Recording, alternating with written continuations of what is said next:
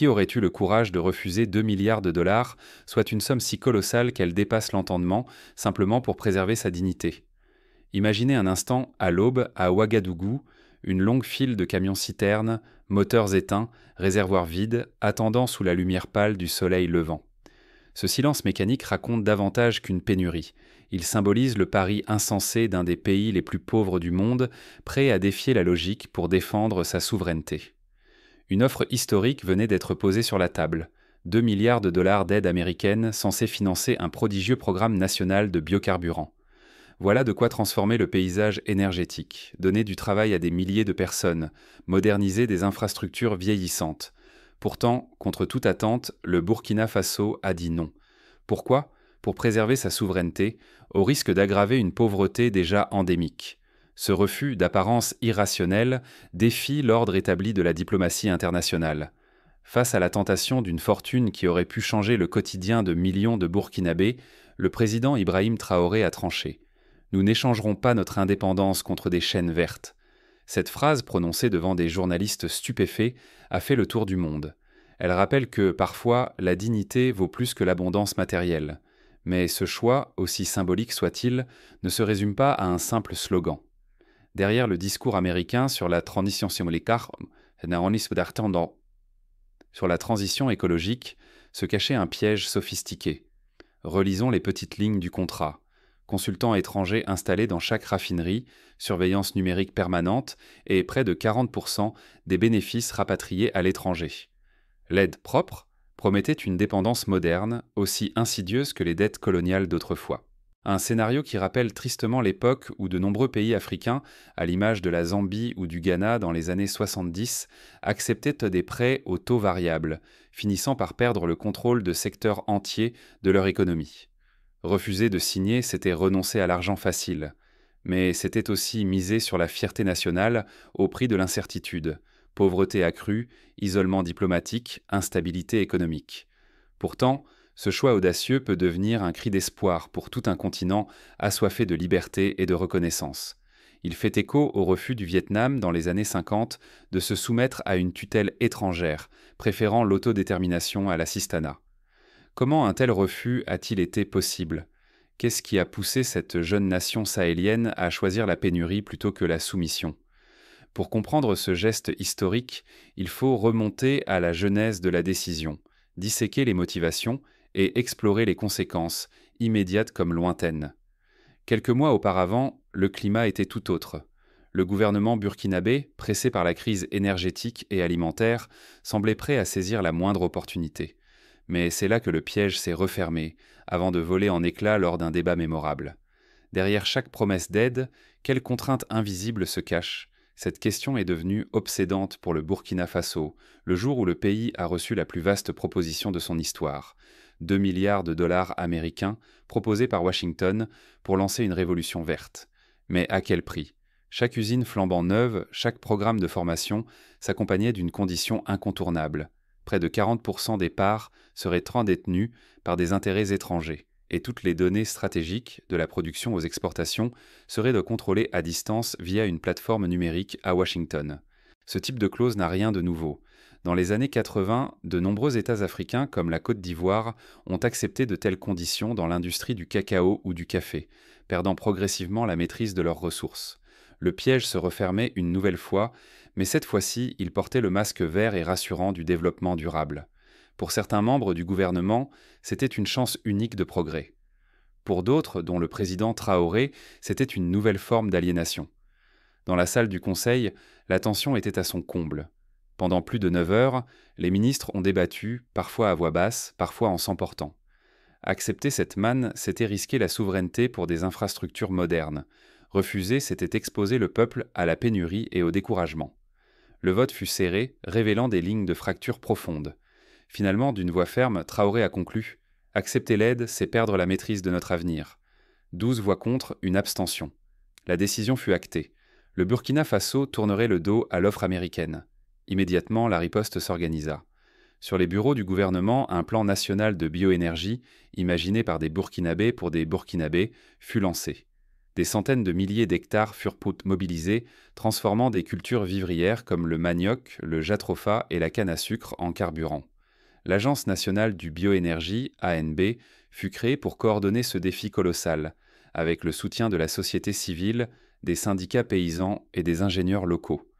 Le financement, loin des prêts conditionnés, provenait cette fois d'obligations souveraines inédites, souscrites par les citoyens et les entreprises nationales, mais aussi par la solidarité régionale du Sahel. Inspiré par l'exemple du Rwanda qui avait lancé en 2010 une levée de fonds nationale pour financer son réseau de fibre optique, le Burkina Faso a prouvé qu'il était possible de mobiliser l'épargne locale pour des projets stratégiques. À peine le plan annoncé, l'impact fut saisissant. Dans les campagnes, un vent d'espoir souffla. Des coopératives agricoles fleurirent, rassemblant petits producteurs, femmes et jeunes diplômés.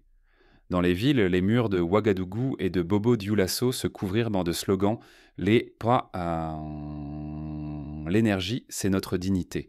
Pour la première fois depuis des décennies, le Burkina Faso reprenait la main sur son destin énergétique, à l'image de l'Inde dans les années 50, qui avait lancé son programme d'autosuffisance alimentaire malgré d'énormes obstacles.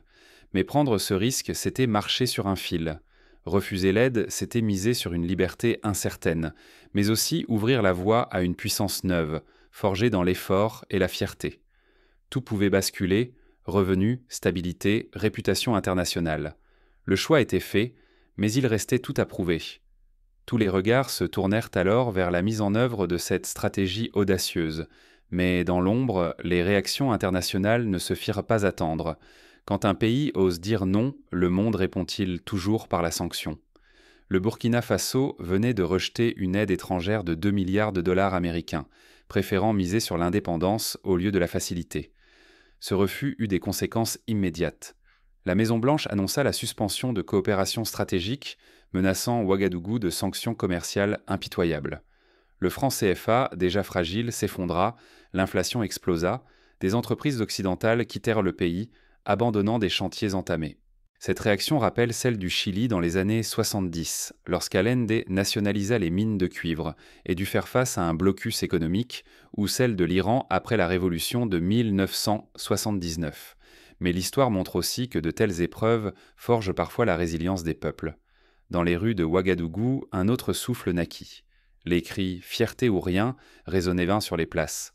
Les lampes à l'éthanol, fabriquées localement, remplaçaient les ampoules électriques dans les quartiers plongés dans le noir. L'espoir et la peur s'entremêlaient. Certains saluaient un pari courageux, d'autres craignaient que le prix de l'indépendance ne soit trop lourd à supporter. À l'étranger, les médias parlaient d'un isolement dangereux. Pourtant, une nouvelle solidarité émergea dans la région.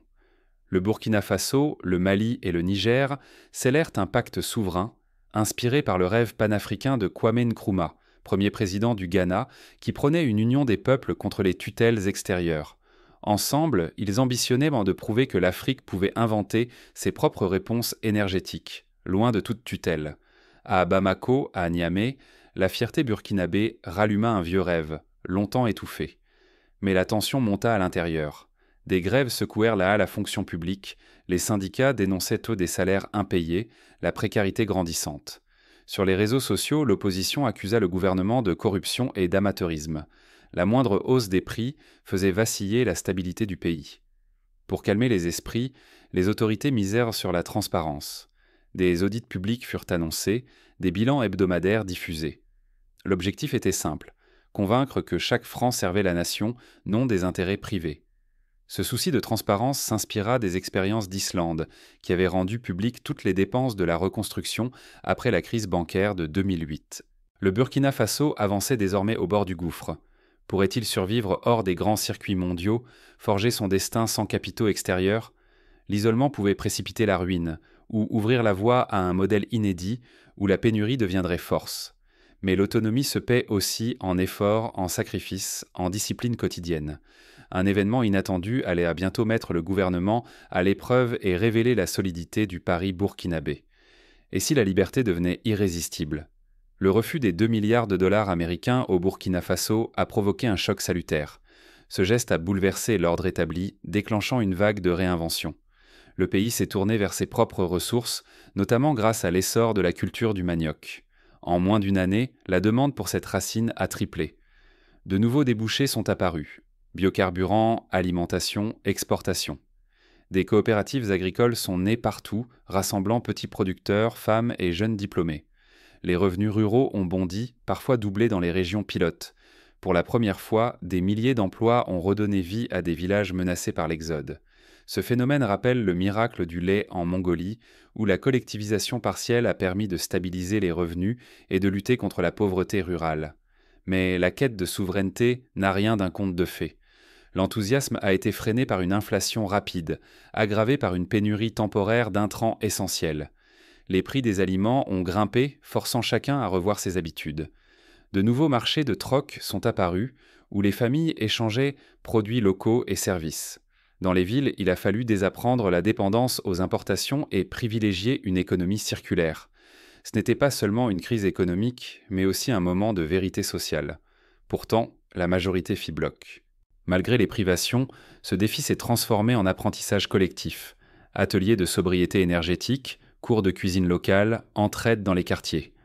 La société burkinabé a réinventé ses solidarités dans la lignée de ce qu'avait connu Cuba lors de la période spéciale après la chute de l'URSS, où la pénurie fut surmontée par l'ingéniosité collective.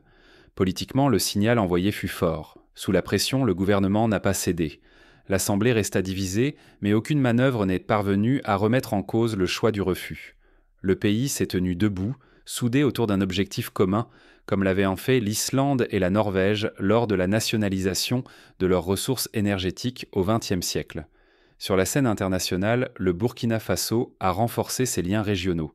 Mali, Niger, Guinée, les voisins se sont rapprochés, partageant compétences et ressources, organisant des forums réguliers sur l'énergie souveraine. Alors que certains partenaires occidentaux se retiraient, de nouveaux horizons s'ouvraient, la Chine proposait des transferts technologiques, le Brésil partageait ses expériences de production d'éthanol à partir de la canne à sucre, la Russie offrait son savoir-faire industriel. Un mouvement a pris forme. D'autres pays du Sahel observent désormais le modèle Burkina, débattent d'une alliance énergétique fondée sur la souveraineté et la coopération régionale. Ce qui paraissait utopique inspire désormais toute la région, créant une contagion d'espoir à l'image du mouvement des BRICS dans les années 2000. Mais l'avenir reste incertain. À tout moment, cette autonomie fragile peut vaciller, menacée par le manque de ressources, la volatilité des marchés, les incertitudes climatiques ou les doutes internes. Rien n'était gagné d'avance. La route s'annonce longue et sinueuse. Le pays a osé défier l'ordre établi, mais les épreuves ne font que commencer. Jusqu'où le Burkina Faso pourra-t-il tenir le cap sans céder ? Quand la dignité devient une discipline quotidienne, que gagne-t-on vraiment ? Au Burkina Faso, ce choix radical d'indépendance a libéré des transformations concrètes, bien visibles au-delà des promesses officielles. Les rues vibrent désormais d'une fierté tranquille, celle d'un peuple qui façonne son avenir, pas à pas, brique après brique. Des métiers inédits sont apparus, ingénieurs du biocarburant, techniciennes et techniciens de maintenance, agronomes spécialisés. Mais surtout, une jeunesse entière a été formée dans les instituts d'énergie. On les surnomme les gardiens de l'énergie. Ces femmes et ces hommes veillent au bon fonctionnement du réseau, propageant la compétence, l'audace et l'espoir dans chaque village. Leur engagement rappelle celui des Brigades vertes en Éthiopie, qui ont transformé le paysage rural par la reforestation. Les résultats ne se sont pas fait attendre. Les tarifs de l'énergie, longtemps imprévisibles, se sont stabilisés, doucement mais sûrement. Pour la première fois, le biocarburant est devenu accessible même aux familles les plus modestes. Les rendements agricoles ont grimpé. Manioc, jatropha, canne à sucre, des cultures naguère négligées, redonnent vie aux terres, ouvrent de nouveaux horizons aux cultivateurs. Des marchés de produits dérivés sont apparus, générant des revenus pour les artisans locaux. Mais la souveraineté ne se limite pas à l'économie. Dans les écoles, de nouveaux programmes d'éducation à l'énergie sont apparus. On y enseigne la technique, mais aussi la responsabilité et la solidarité. Les chefs religieux, catholiques, musulmans, protestants, animistes, ont uni leurs voix pour encourager l'entraide et la sobriété. L'art et la musique se font le relais du mouvement. Chaque mois, des festivals célèbrent la souveraineté, transformant la victoire énergétique en source d'inspiration culturelle. La transparence est devenue un principe cardinal. Grâce à un système d'audit contractuel inédit, chaque grand projet énergétique est suivi, contrôlé, rendu public. Fini les marchés truqués, les détournements. Tout se joue désormais à la lumière du jour. Cette lutte ouverte contre la corruption a renforcé la confiance des citoyens qui surveillent, questionnent et participent, à l'image de l'Islande ou du Botswana, qui ont fait de la transparence des finances publiques un pilier de leur développement. Ce n'est pas seulement l'économie qui a changé, c'est toute la société. Un sentiment d'appartenance nouveau a émergé. De la famille à l'entreprise, du marché à la mosquée, de l'école à la place du village, chacun devient acteur d'un élan collectif. Mais cette souveraineté exige du courage. Elle impose d'accepter l'incertitude, de renoncer aux béquilles extérieures, de s'appuyer sur ses propres forces et d'assumer les risques chaque jour. On aurait pu croire qu'il ne s'agissait que d'une histoire d'énergie. Mais au fil du temps, c'est tout un peuple qui a appris à tenir debout. Ici, la souveraineté n'est plus une revendication, mais une manière de vivre, de penser, de créer une nouvelle éthique du quotidien. Les histoires se multiplient.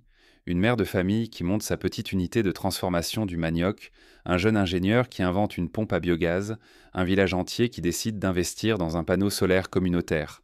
Mais l'indépendance a aussi un revers. Les tensions, les sacrifices, les doutes. Jusqu'où peut-on tenir face aux difficultés et à quel prix ?